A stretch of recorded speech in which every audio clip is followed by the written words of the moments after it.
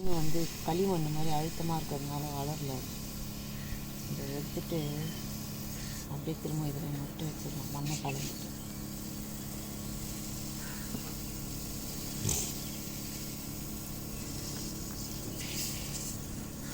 மண் வந்து நம்ம எத்தனை வந்தாலும் அங்கே வந்து மண் ஒரு அழுத்தமாக இருக்குது. அதெல்லாம் நம்ம கீழே கொட்டணும்.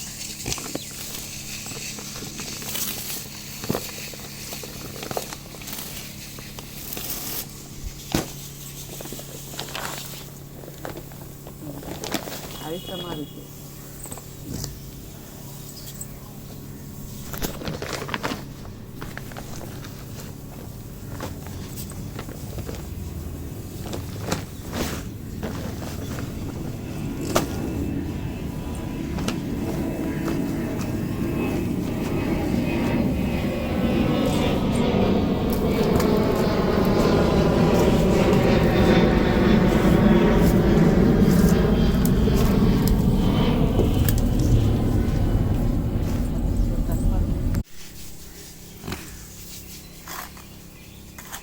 இது வெறும் மண். இதில் செடி வச்சா வரல. அதனால் மண்புழு உரம் எல்லாம் போட்டு கலந்துது. கோகோ பீட்லாம் போட்டு. இந்த மண் லூஸாக இருக்குது. இந்த மண் வெறும் டைட்டாக இருக்குது. வெறும் மண் தான் இது. இதோட மிக்ஸ் பண்ணிவிட்டு கீரை வைக்க போகணும். நல்லா கோகோ பீட் இருக்குடா இங்கே. அதை கலந்து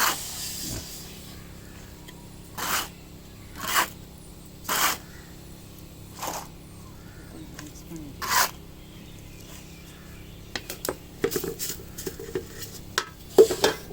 இந்த மண் நல்லா உதிரியாக இருக்கும்.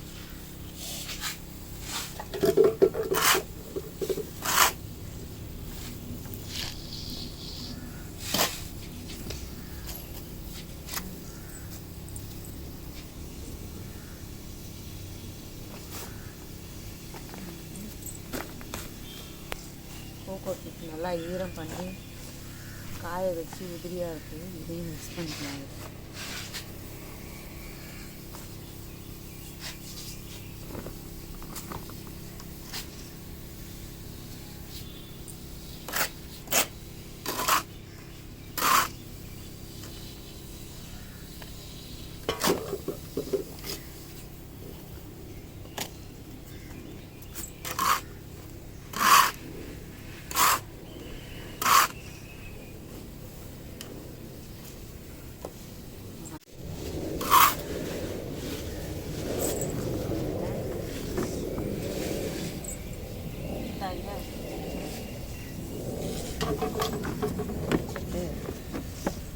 மண்ணை வாரி அதில் கொட்டி நிரப்பிக்கணும்.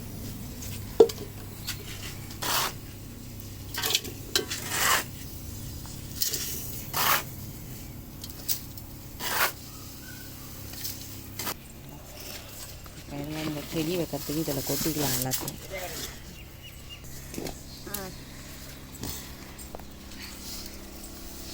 இது பத்தாதுல இன்னும் கொஞ்சம் போட்டுக்கலாமா? கரெக்டாக இருக்கும். இப்போ டைட்டாக அந்த மண் ஃப்ரீயாக லூஸாக இருக்குது. நல்லா கோகோ பீட்டு, மண்புழு உரம், ஆட்டு உரம், இது பாருங்கள் ஆட்டு உரம், இதெல்லாம் உருண்டையாக இருக்கிறதெல்லாம் ஆட்டு உரம், இதெல்லாம் போட்டு கலந்து வச்சுருங்க. கீரை நடுறதுக்கு இது போதும். இது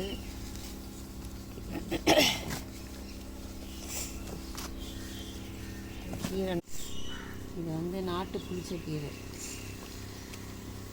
இது வீட்டுக்கு சமைக்கிறதுக்காக வாங்கினது. இதை நட்டு வச்சாலுமே போதும், நல்லா வளர்ந்துடும். இது நம்ம கொஞ்சம் கொஞ்சம் கீரையை மட்டும் கிள்ளி கிள்ளி எடுத்துக்கலாம், வளர்ந்துக்கலாம்.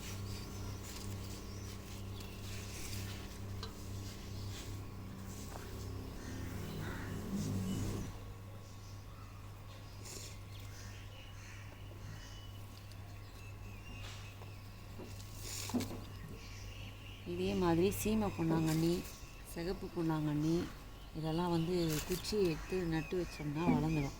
அது சும்மா 2 இனிக்கு வச்சாலுமே போதும், நிறைய வளர்ந்துடும். நான் அந்த மாதிரி நட்டு வச்சுருக்கேன், அதை காமிக்கிறேன் உங்களுக்கு.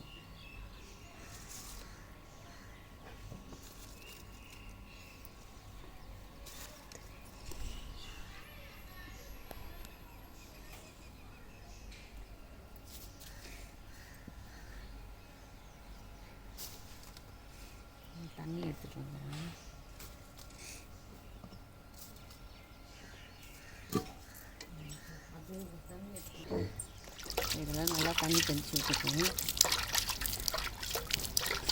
இது எப்படி துணிக்குதுன்னு பார்க்கலாம்.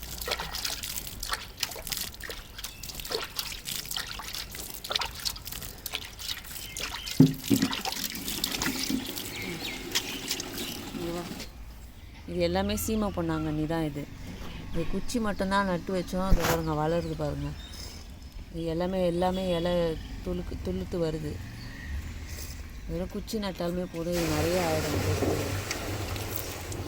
ஃபுல்லாக கீரை போட்டிருந்தோம் நாங்கள். இந்த மண் வந்து இப்படி அழுத்தமாக இருக்கிறதுனால கீரை எதுவுமே வளரல. இது பாருங்க, வளர்ந்த கீரை இவ்வளோ தான் வளர்ந்தது, வேறு எந்த கீரையும் வளரல. அதனால் இதை மண்ணை மாற்றிட்டு வேறு கீரை இப்போ போட போகிறோம். அது எப்படி வளருதுன்னு பார்ப்போம்.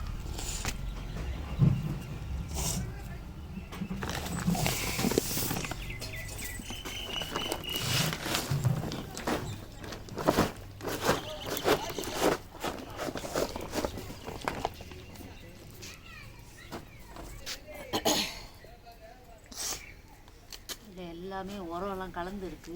மண்புழு உரம், மாட்டு சாணம் எல்லாமே கலந்துருக்கு. மண்புழுவே ஒன்று கூட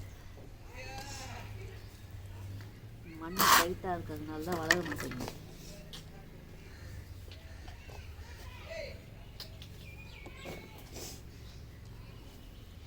மண்புழு உரம் எங்கே இருக்குது? கீழே இருக்கா?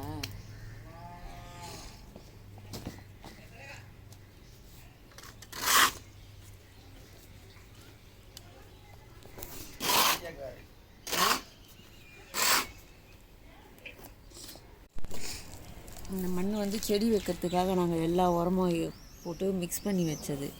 மிச்சம் இருந்ததை அள்ளி வச்சுருந்தோம். இந்த எரு, சாணி எல்லாம் போட்டு கலந்து வச்சுருந்தோம். இந்த மண்ணை இதில் கொட்டிக்கணும்.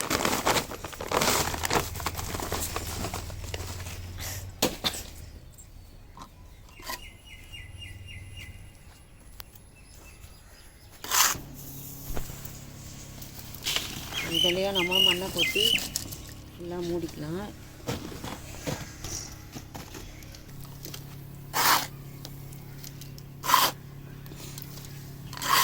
இப்போ நான் வந்து சொல்லுவேன், காட்டணும் இது வேணும். அதே மாதிரி இன்னொன்று இப்போ மண் கலந்துக்குவோம். மண் கலகிறது தான். இந்த வெண்டைக்காய் செடி இதுவும் மண் வந்து நல்லா இல்லை, வெறும் மண் தான் இது. அதனால் நல்லா வரல.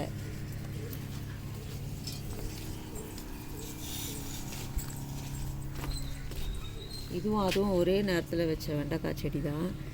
இந்த வெண்டைக்காய் செடி பாருங்கள், இது நல்லா வளருது. மண் நல்லா இருக்குது, இந்த வளர்ச்சி நல்லா இருக்குது. அது வந்து சின்னதாகவே இருக்குது. அதனால் அதையும் மண்ணை மாற்றிக்குவோம்.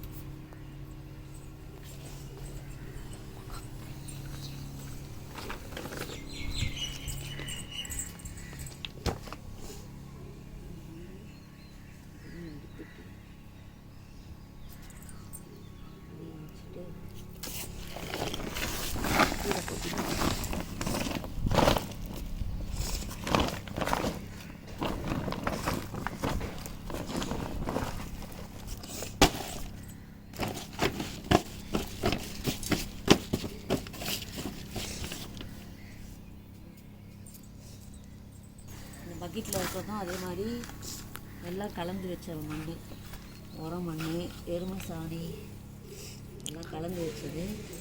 இப்போ இதில் கொட்டி இதில் கலந்துக்கலாம். இது நல்ல பக்கெட்டு தான். நாங்கள் கலந்து எடுத்து அள்ளி வச்சோம்.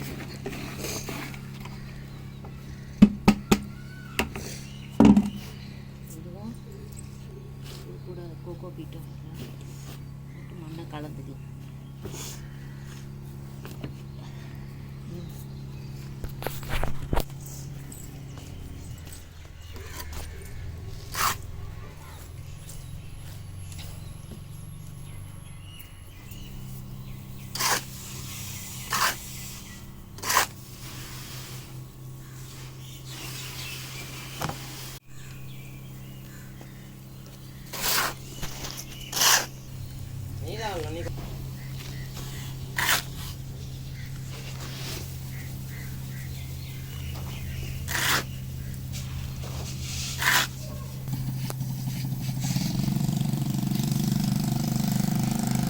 வெண்டைக்காய் செடி இதிலே வச்சுருவோம்.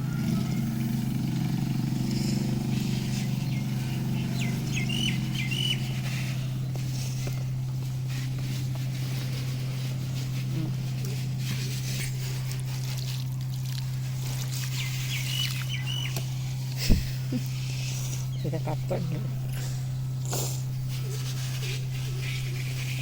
இது அப்போ தான் வெயிலுக்கு வேறு பிடிக்கும்.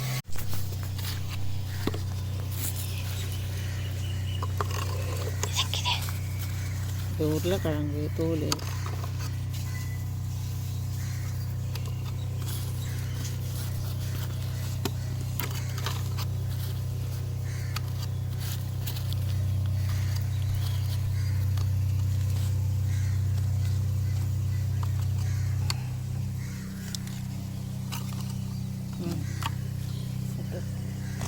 வீட்டு பக்கத்துலேயே இருக்க செடியோ ஓரங்களில் இருக்க பொன்னாங்கண்ணி கீரை இது சும்மா அப்படி குச்சி வச்சாலுமே நிறைய கீரை வந்துடும். இது அதை எடுத்து இப்படி நட்டு வச்சிடலாம். இது எங்கெங்கெல்லாம் இந்த குச்சி இருக்கோ அங்கங்கெல்லாம் வேர் போகும்.